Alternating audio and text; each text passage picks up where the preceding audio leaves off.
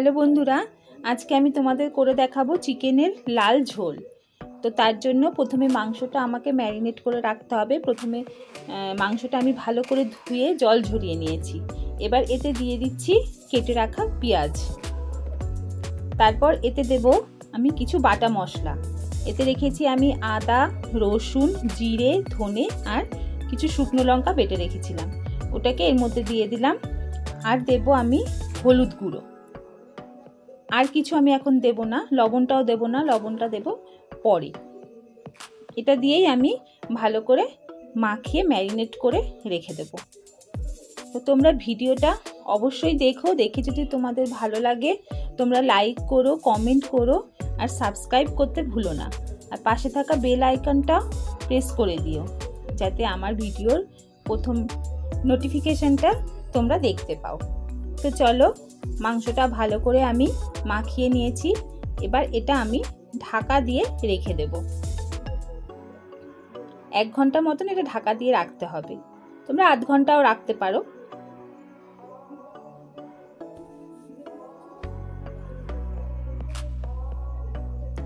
এবার আমি কড়াতে তেল গরম করতে দেব।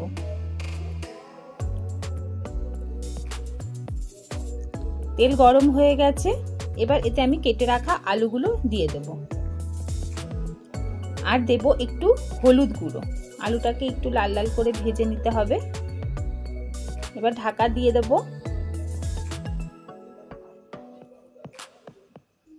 খানিকক্ষণ পরে ঢাকা খুলে দেখছি একটু হালকা হালকা ভাজা হয়ে গেছে। আলুটা খুব লাল লাল করে ভাজবো না, হালকা হালকা লাল লাল করে ভাজবো। এরপরে আলুগুলো আমি আস্তে আস্তে তুলে নেব। সব আলুগুলো তোলা হয়ে গেলে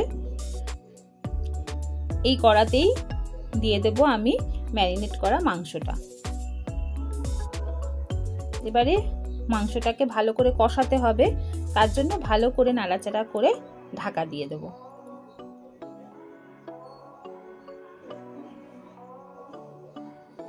দেখো, কিছুক্ষণ পরে ঢাকাটা খুলে দেখছি মাংসটা অনেকটাই নরম হয়ে গেছে। এবারে এটা ভালো করে আর একটু কষিয়ে নেব। নিয়ে এতে দেব আমি আর একটু হলুদ গুঁড়ো আর দেব একটু কাশ্মীরি লঙ্কার গুঁড়ো, কারণ ওখানে আমি এমনি গোটা শুকনো লঙ্কা বেটে দিয়েছিলাম ম্যারিনেট করার সময়। এখন একটু কাশ্মীরি লঙ্কার গুঁড়ো দিলাম, যাতে একটু লাল লাল হয় ঝোলটা। এবারে একটা মাংসটাকে ভালো করে আমি কষিয়ে নেব।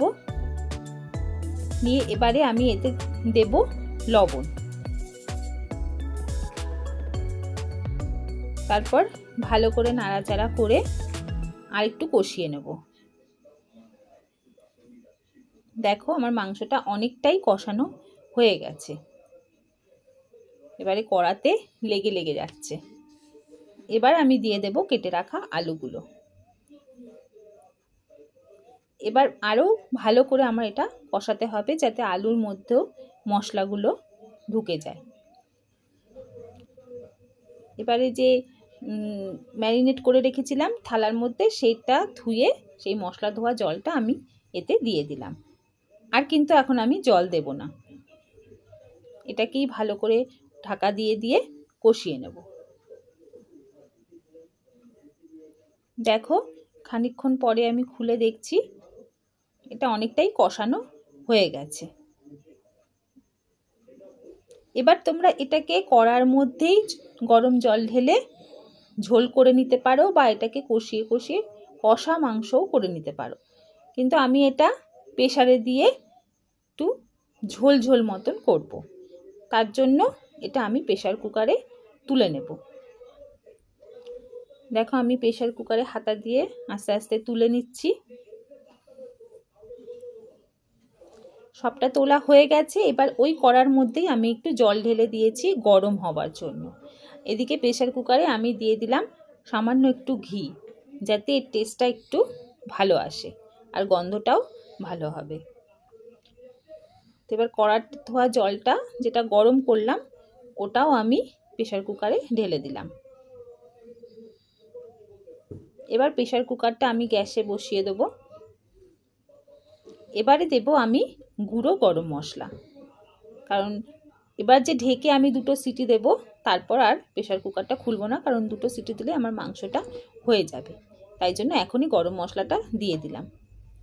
দিয়ে একটু নাড়াচাড়া করে গরম মশলাটা ভালো করে মিশিয়ে নিয়ে আমি প্রেসার কুকারটা ঢেকে দেব।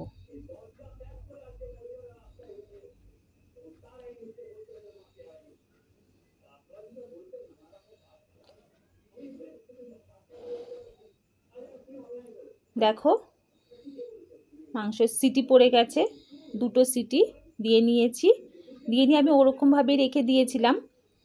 কিছুক্ষণ পরে খুলে দেখি দেখো মাংসটা আমার পুরো রেডি হয়ে গেছে।